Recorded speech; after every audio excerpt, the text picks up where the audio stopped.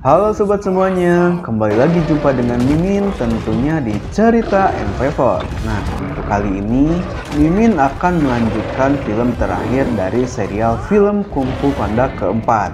Bagi sobat yang belum melihat film pertama, kedua, dan ketiganya, tinggal diklik aja ya link di kolom deskripsi, oke? Nah, spoiler sebentar nih. Di film keempat ini, sang ksatria naga yaitu Po berkelana mencari penyihir jahat yang bisa merubah wujudnya sesuai dengan keinginannya. Banyak hal yang Po alami selama menyelesaikan misinya. Selain itu juga, Po sedang mencari seorang ksatria penerus dirinya sebagai ksatria naga. So, daripada kelamaan spoiler, mending kita langsung gaskan aja ke alur ceritanya. Let's go! Film dimulai dengan memperlihatkan sekelompok kambing gunung sedang melakukan penambangan emas. Namun di lorong yang gelap, muncul sosok binatang buas dengan matanya yang menyala. Ternyata itu adalah Tai Lung yang datang kembali untuk merampas kembali apa yang ia punya. Ia berkata bahwa tak akan ada lagi yang bisa menghalanginya sekalipun ksatria naga. Di tempat lain terlihat Po yang sedang beraksi melawan ikan pari raksasa yang mengganggu keamanan desa dan memakan warga di sana. Pertarungan itu pun dimenangkan dengan mudah oleh Po.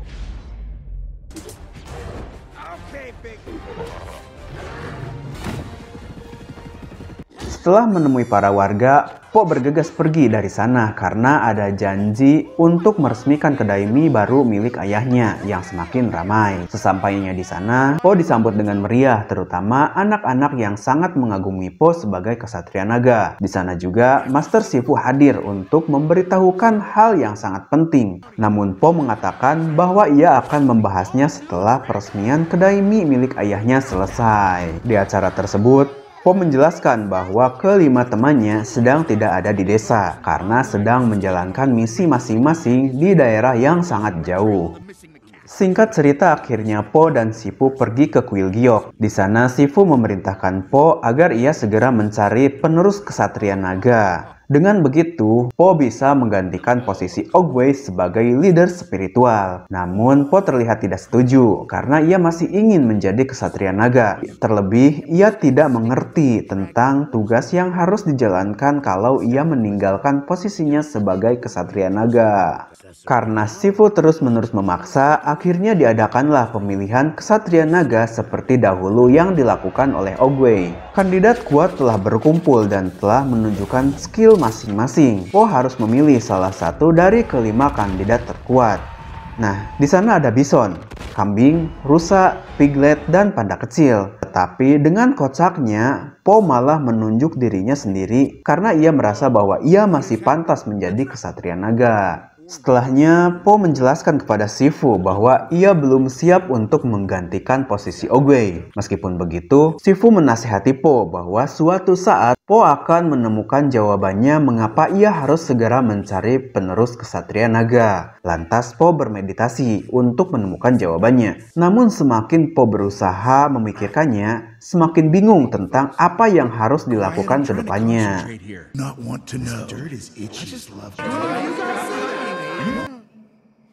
Ketika Po hendak pulang, ia melihat penyusup yang masuk ke kuil giok. Di sana, Po melihat rubah kecil yang berusaha mencuri barang-barang antik peninggalan para master. Sampai akhirnya, Po bertarung dengannya dan berhasil menangkap dan menahan rubah penyusup tersebut. Meskipun Po sangat kesulitan karena rubah tersebut sangat lincah sekali.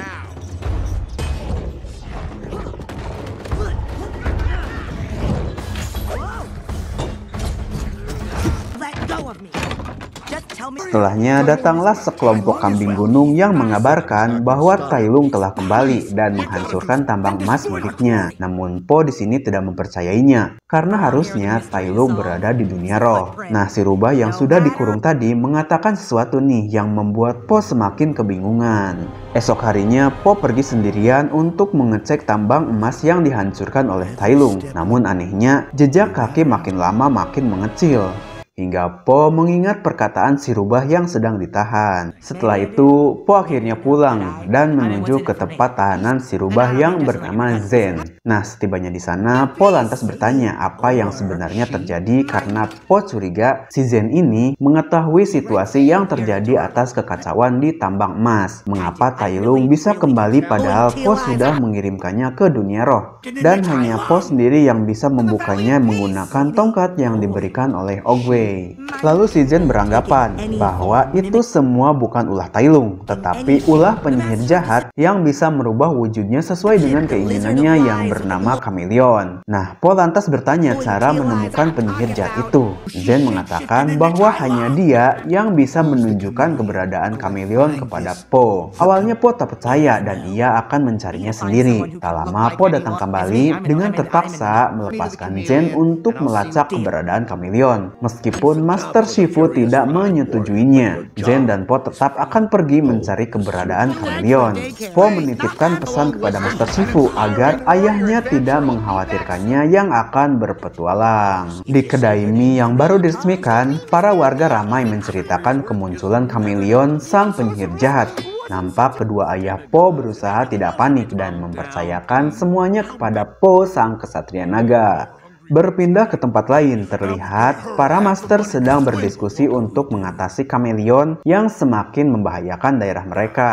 Master Beruang berencana untuk menjatuhkan kekuasaan Chameleon dengan rencana yang matang. Namun di sini Master Croc tidak setuju dengan usulan Master Beruang karena sia-sia saja jika membuat rencana di tempat terbuka seperti ini. Chameleon akan dengan mudah mengetahuinya, bahkan mungkin sekarang dia sedang di sini menyamar sebagai salah satu master. Nah, ternyata si Master Croc ini jelmaan dari Chameleon, sang penyihir jahat. Meskipun ukuran tubuhnya kecil, tapi ia bisa merubah tubuhnya menjadi makhluk raksasa. Ia mengatakan bahwa ia akan merebut kekuasaan kota dari para master dan menjadikan anak buahnya. Setelah itu, Chameleon berencana untuk membuka gerbang roh untuk menyerap kekuatan semua ahli kungfu dari masa ke masa saat bulan merah muncul. Nah, betapa mengerikannya Chameleon ini kalau rencananya berhasil. Ketika malam tiba, Ayah Bango mengendap-endap meninggalkan kedai mie untuk menyusul Po. Namun ternyata Ayah Panda juga melakukan hal yang sama dan akhirnya mereka pun bertemu. Mereka tak bisa membiarkan Po pergi sendirian dan berniat menyusulnya karena sangat mengkhawatirkannya. Di tempat lain, Po yang sudah jauh meninggalkan desa telah sampai di seberang kota semesta di mana tempat Chameleon berada. Namun untuk sampai di sana, Zen membutuhkan perahu untuk menyeberanginya. Tak jauh dari sana, ada sebuah kedai dan mereka pun mendatangi kedai tersebut. Nah, ternyata kedai ini adalah sarang para bandit. Di sana Po menemui kapten kapal dan membayarnya agar mau mengantarkan ke kota semesta. Sedangkan Zen, ia asik bermain judi slot dan mendapatkan banyak uang. Ia pun memborong makanan dengan hasil judinya. Ketika mereka sedang makan, Zen ini ketahuan bahwa ia bermain curang. Alhasil mereka pun diserang oleh para bandit dan mereka pun terjatuh tepat di atas perahu.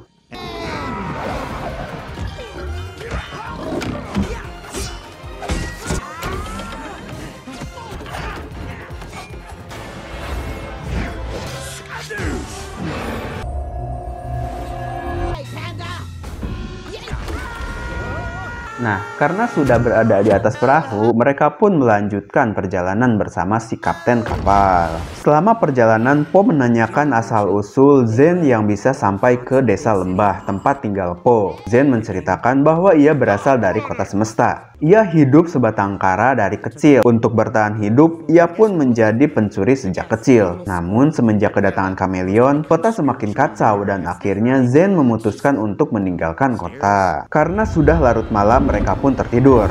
Di dalam mimpinya, Po melihat kekejaman Chameleon yang ingin menguasai seluruh kota. Selain itu, Chameleon ingin membuka gerbang roh untuk menyerap semua kemampuan para master kungfu yang sudah tiada. Esok harinya mereka sampai di kota semesta. Po sangat terkejut dengan keramaian di kota itu. Sangat berbeda jauh dengan kota yang Po tinggali. Terlebih di sana banyak makanan enak yang membuat Po ngiler. Namun seketika pandangan Po berubah ketika melihat para penjaga dengan seenaknya merampas uang hasil jualan para warga. Zen menjelaskan itu terjadi semenjak kota dikuasai oleh Chameleon. Di perjalanan, Po melihat poster buronan Zen. Po kaget, ternyata si Zen ini adalah seorang buronan di kota semesta. Tak lama datanglah penjaga bison. Mereka mengetahui keberadaan Zen dan menangkapnya. Di sana Po mencoba menahannya. Ia menjelaskan bahwa ia adalah seorang kesatria naga. Namun ternyata di kota ini mereka tidak tahu tentang yang disebutkan Po barusan. Yang terjadi malah Po ikut ditahan oleh penjaga. Nah, dengan mudahnya si Zen ini membuka gembok tahanannya dan mereka pun kabur melarikan diri. Namun para penjaga yang menyadarinya lantas mengejar Po.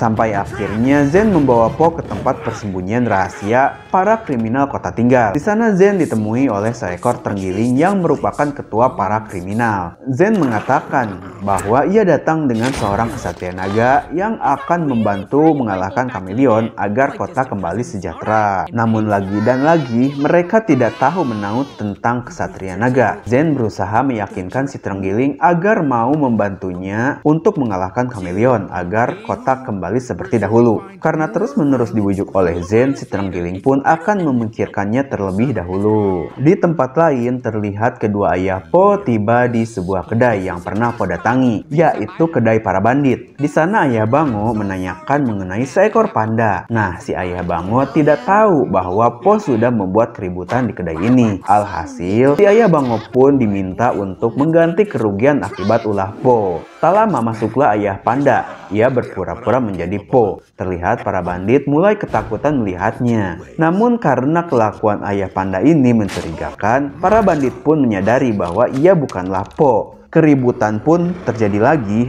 sampai akhirnya ada yang memberitahu arah Po pergi. Time to go.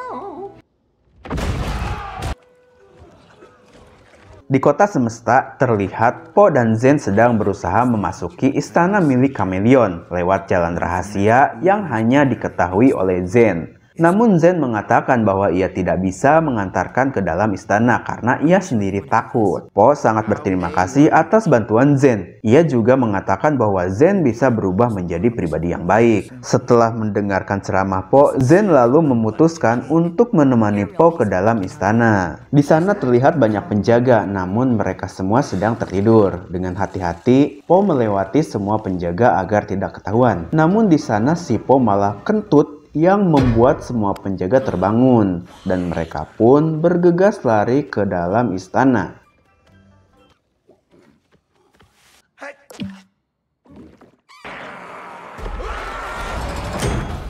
Yang di dalamnya ternyata banyak sekali jebakan yang sangat mematikan.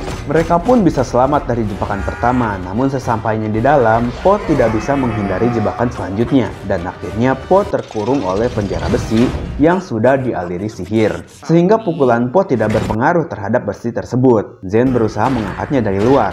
Karena besi tersebut terlalu berat, lantas Po meminta bantuan kepada Zen dengan memberikan tongkatnya untuk membuka kurungan tersebut dari luar. Nah, alangkah terkejutnya Po ketika melihat si Zen ini malah menjauh dan memberikan tongkatnya ke Kameleon. Ternyata si Zen ini adalah tangan kanan si Kameleon. Di sana Kameleon sengaja mengatur rencana ini dengan mengirim Zen untuk bersahabat dengan Po agar Po dapat terpengaruh dan memberikan tongkatnya kepada Zen. Karena Kameleon tahu nih, Po ini adalah orang baik serta bodoh dan mudah ditipu. Kameleon menceritakan awal mula Zen menjadi tangan kanannya. Dahulu Zen adalah yatim piatu dan hidup sebagai pencuri. Sampai suatu saat Zen mencuri perhiasan miliknya. Lalu Zen tertangkap. Kameleon melihat keberanian yang nampak dari sikap dan sorot matanya, dan akhirnya Kameleon mengangkatnya sebagai tangan kanannya. Di sini juga Kameleon menceritakan alasannya menjadi penjahat. Intinya, ia sakit hati atas perlakuan para master kungfu yang meremehkan dirinya. Karena ukuran tubuhnya yang sangat kecil dan lemah, ia selalu ditolak untuk belajar kungfu. Namun dengan tekad kuatnya, akhirnya ia mempelajari ilmu sihir yang bisa merubah dirinya sesuai keinginannya dan bisa menyerap kekuatan kungfu siapa saja yang menjadi lawannya. Ngeri nggak tuh? Nah, si Po ini menyadari nih tujuan Chameleon ini mencuri tongkatnya yaitu untuk membuka gerbang roh dan menghisap kekuatan para master kungfu. Karena Po tidak bisa menghancurkan kurungannya, ia pun memukul lantainya yang tidak terkena mantra sihir. Akhirnya Po bisa keluar dari kurungan itu. Di sana banyak penjaga yang menghadangnya sampai akhirnya Po bisa keluar.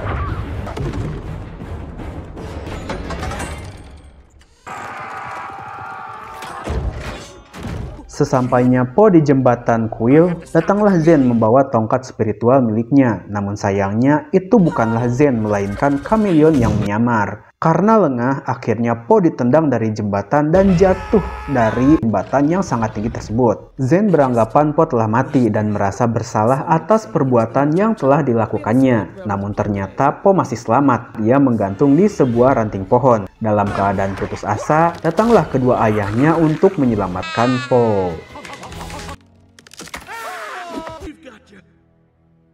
Di sana Po menyesali atas perbuatannya yang tak mendengarkan Master Shifu yang melarang pergi bersama Zen untuk melawan Chameleon. Nah, seperti biasanya nih, kedua ayah Po menyemangatinya dan memberikan nasihat bijaknya. Po yang kembali bersemangat lalu bertekad untuk merebut kembali tongkat spirit miliknya. Sementara itu, di istana Chameleon sedang melakukan ritual pembukaan gerbang roh bertepatan dengan terjadinya bulan merah sebagai syaratnya. Pertama, ia memanggil Tai Lung dari dunia roh dan memintanya untuk mengajarkan pukulan pamungkasnya. Namun Tai Lung menolaknya sampai akhirnya pertempuran pun terjadi. Semua pasukan Chameleon dengan mudah dikalahkan oleh Tai Lung. Namun dengan liciknya, si Chameleon ini mengambil semua kemampuan Tai Lung dengan paksa. Dan Tai Lung pun lantas tak berdaya, ia pun lantas dikurung oleh Chameleon.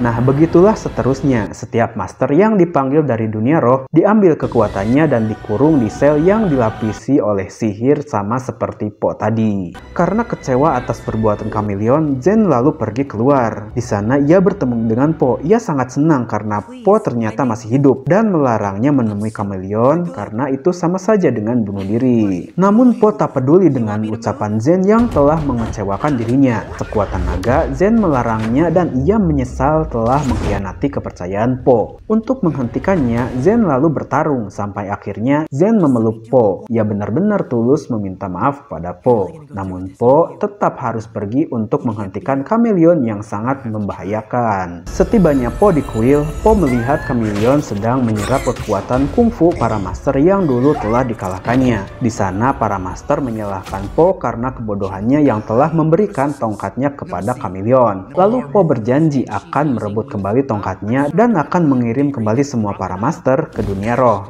tempat yang seharusnya mereka tinggali. Namun para master meragukan ucapan Po karena Chameleon telah berhasil menyerap semua kemampuan para master. Di luar sana keributan terjadi karena ulah para kriminal kota yang berhasil dibujuk oleh Zen untuk membantu Po mengalahkan Chameleon si penyihir jahat. Sedangkan di dalam istana, Po sedang berhadapan dengan Chameleon dan meminta tongkatnya untuk dikembalikan. Dengan santainya Chameleon mengembalikannya karena sudah tidak membutuhkannya lagi karena tujuannya sudah tercapai. Pertarungan pun terjadi. Terlihat Chameleon dengan mudah menirukan dan merubah wujudnya menjadi master kungfu sesuai dengan keinginannya. Sampai-sampai Po kerepotan melawannya.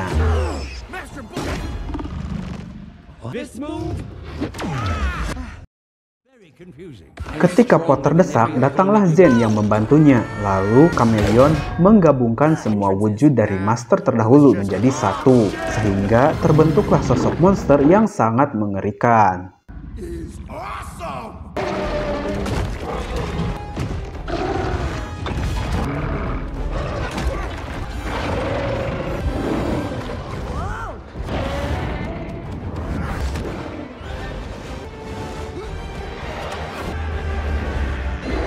Nah, singkat cerita perubahan monster Chameleon berhasil dikalahkan. Namun, ketika Zen menghampiri Po yang sedang terbaring, ternyata itu adalah Chameleon yang berubah menjadi Iblis Po. Akhirnya pertarungan antara Po dan Iblis Po pun terjadi, sampai akhirnya Po terpojok dan berhasil dikurung kembali seperti tadi.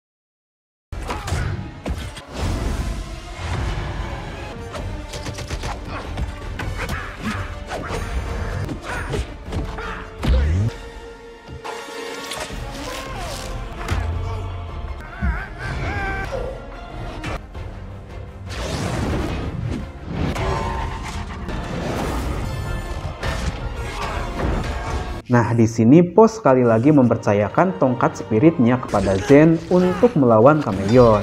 Namun ternyata Zen bukanlah tandingan Chameleon dan Zen pun terdesak. Di sini Zen ingat bahwa Po pernah mengajarkan cara menggunakan jurus pamungkasnya saat berada di rumah persembunyian para kriminal kota. Lalu Zen mempraktekannya dan ia berhasil mengeluarkan jurus tersebut dengan versinya sendiri. Dan ia pun berhasil mengalahkan Chameleon. Ia pun lantas mengeluarkan Po dari kurungannya. Dikira telah mengalahkan Chameleon, namun ternyata ia datang kembali untuk menyerang Zen dan Po. Nah, Po yang menyadarinya lalu ia melompat untuk mengeluarkan jurus pamungkasnya. Karena Chameleon telah berhasil dikalahkan, semua kekuatan yang telah diserap Chameleon kembali kepada para master dan mereka pun terbebas dari kurungannya. Di sini para master mengakui kehebatan Po dan mereka pun memberikan penghormatan kepada Po sebagai master sejati. Lalu Po membuka kembali gerbang roh menggunakan tongkat spiritnya untuk mengirim kembali para master dan Chameleon dibawa oleh Tai Lung ke dunia roh untuk mengurungnya di sana. Beberapa hari kemudian, akhirnya Po pulang membawa teman barunya yaitu Zen. Nah, lalu Po mengatakan kepada Shifu bahwa ia telah memilih penerus kesatria naga selanjutnya yaitu Zen. Di sini Shifu terkejut karena Po malah memilih seekor tupai pencuri sebagai penerusnya. Sama seperti dahulu, Shifu terus-menerus mengeluh ketika Po dipilih oleh Ogway. Di sini Zen terlihat tidak enak karena ucapan Shifu. Po mengatakan bahwa Shifu selalu begitu, namun lambat laun ia akan menerimanya.